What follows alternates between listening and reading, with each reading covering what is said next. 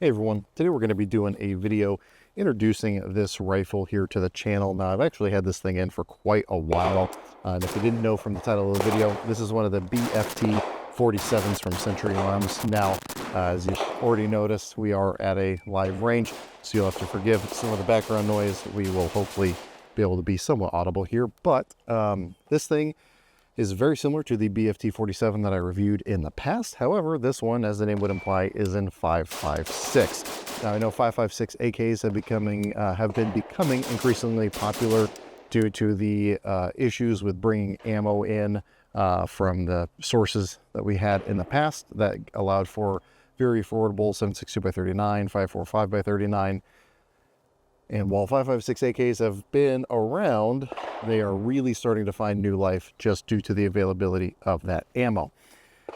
Now, what I wanted to do with this one specifically is something similar to the Broke to Bougie series that we did with the PSA Freedom Kit, their cheapest AR-15, and do kind of an upgrade series following the same AK style gun from a fairly basic configuration up to a super crazy configuration to see what type of performance improvements or ergonomic improvements or, quality of life improvements we can make throughout the life of the rifle.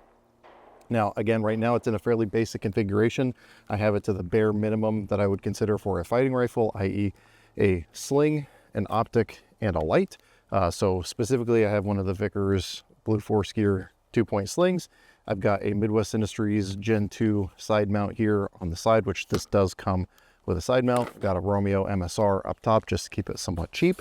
And then one of the Holosun Raid flashlights, which has actually been pretty compelling to me so far. Oh, and then it's pretty much something I do to all my AKs, one of the Tromix enlarged charging handles, just to make this thing a little bit easier on the reloads.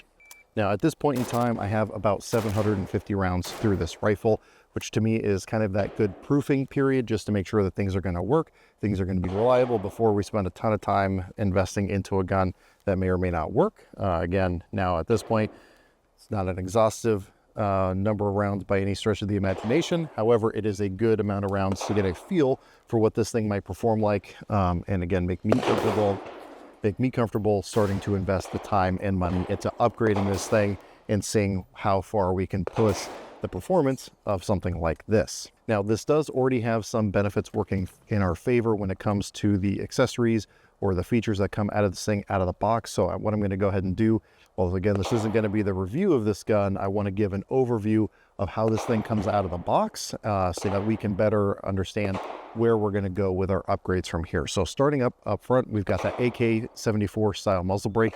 Now, this is not the 24mm threads, so I believe this is actually the 14x1 left-hand threads, which means you're going to have a lot more options for aftermarket muzzle devices, but we have a pretty good one here out of the box.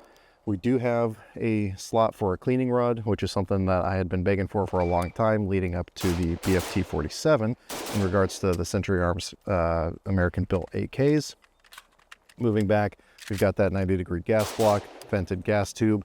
This is the furniture that it comes with out of the box, which is, I don't know if it's supposed to be the Russian red, but it is very pink. Not the biggest fan of the color they went with here, but furniture is going to be one of the first things to go anyway, so I'm not going to lose too much sleep over it. Moving back to the receiver, we do have the bulged trunnion receiver, similar to like an RPK style receiver. Again, it's going to be the exact same as that BFT 47 if you saw the video I did on that. Standard rear sight block again, and then moving back to the receiver itself, we do have the enlarged magazine release, which is one of my favorite things when it comes to the American-made Century AKs, really since going all the way back to when they first started doing it. That enlarged mag release just makes life a lot easier while not extending out past the edges of the magazine to reduce the likelihood of accidentally actuating it. Safety here is an enhanced safety, so we've got a larger finger ledge to be able to swipe that safety on and off, which is a very welcome addition in my opinion. You do also have the notch should you want to use that to lock the bolt open if you're at a range that requires you to do so. I could take it or leave it personally, but it is there for those of you who want that. Inside, we have the Century Arms Rack 1 trigger, which is a perfectly serviceable trigger. It's not my favorite AK trigger out there, But as far as a serviceable fighting trigger, it's a-okay. It's better than a com block trigger. I don't get any trigger slap or anything crazy with that. We've got one of the US Palm grips, which is a grip angle that I really like. Been using this style of pistol grip for quite a while. And then we've got one of the standard Warsaw pack length stocks, which for me is what I would like when it comes to a stock. Worth noting, even though it has the cleaning rod, it does not have a slot in the stock for a cleaning kit. Do with that information what you will. I would prefer, if I'm going to do wood furniture, to have that option.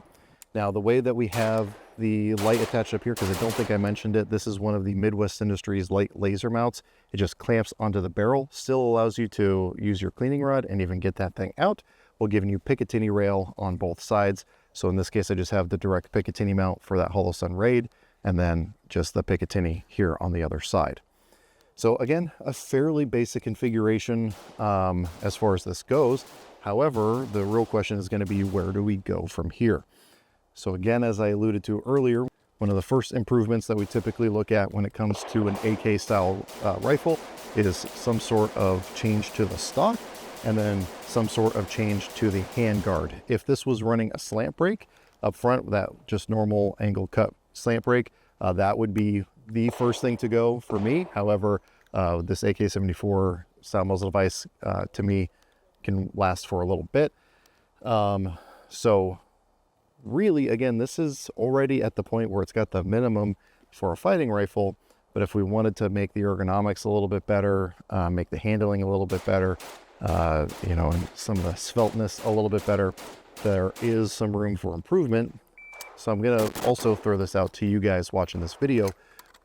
If we are going to start looking at changing out the front handguard, whether that's to a short, you know, M-LOK style handguard, or a more full-length M-LOK style handguard, something along those lines, what type of options would you like to see for that? Do you want to see something that's all metal? Do you want to see like that the Magpul handguard as I have on some other rifles? And what kind of options do you want to see for the stock? Obviously, you can throw whatever recommendations you want. Obviously, I'm just going to go with whatever I deem appropriate to begin with. But again, this is going to be something that we're changing over time and trying to see how things change. And while we are also doing that, we're also going to be increasing the round count on this thing so we can get this up closer to the 1,500 to 2,000 round mark before we do the actual review of the gun itself. Now, one of the reasons I'm not going to call this the Broke to Bougie series is because, unfortunately, AKs in the US market have gotten quite expensive. These things, MSRP for around 1,000, although street price, you can get them for a little bit less when you can find them in stock. So you're already starting pretty dang close to $1,000. And then when you start adding things like the sling, an optic with an optic mount, and a light with a light mount, you're well in excess of that 1,000 round mark. So that being said, I still want to help you guys make wise decisions if you're looking to upgrade your AK so that you can avoid spending excess money on things that are not actually going to be in your best interest.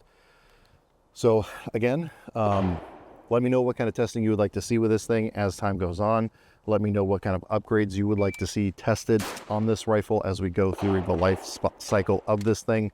And it's also worth noting, as far as the mags go, it came with one of these AC Unity kind of AK. It did come with one of these AC Unity AK-12 style magazines. Kind of neat, works great with that. Obviously, you saw it in there. I did pick up some of the Bulgarian commercial metal reinforced mags. Those things lock in nicely, have fed really nicely for me so far. And then I've also got some of the more standard AC Unity 5.56 AK mags as well. And so far it has been working fine. One that I forgot to bring out with me today is one of the Circle 10 waffle mags. That thing has been working in this thing great as well. So if there's any other mags you want me to test or anything else along those lines, definitely let me know down in the comment section down below. If you would like to see how this thing progresses through the testing, definitely stay subscribed to the channel so you can see updates as they get released. I'm going to be working hard to make sure that I am posting content on a more regular basis. Things have been a little crazy with work lately, so I'm going to be working on that. So again, any questions, comments, or concerns, those in the comment section down below. I want to say thanks to my patrons for helping to make a video like this one possible. Between the ammo that I'm going to be running through it and the accessories that I'm going to be throwing on it, They make this thing happen. I should have mentioned it earlier in the video, Century Arms did provide this rifle for me to test at no cost. So do with that information what you will, but we're still going to be putting a ton of rounds through this thing, doing a ton of testing, and you will see every single bit of that. So anyway, with all that being said, as always, I hope you got something out of this video, and I really appreciate you watching.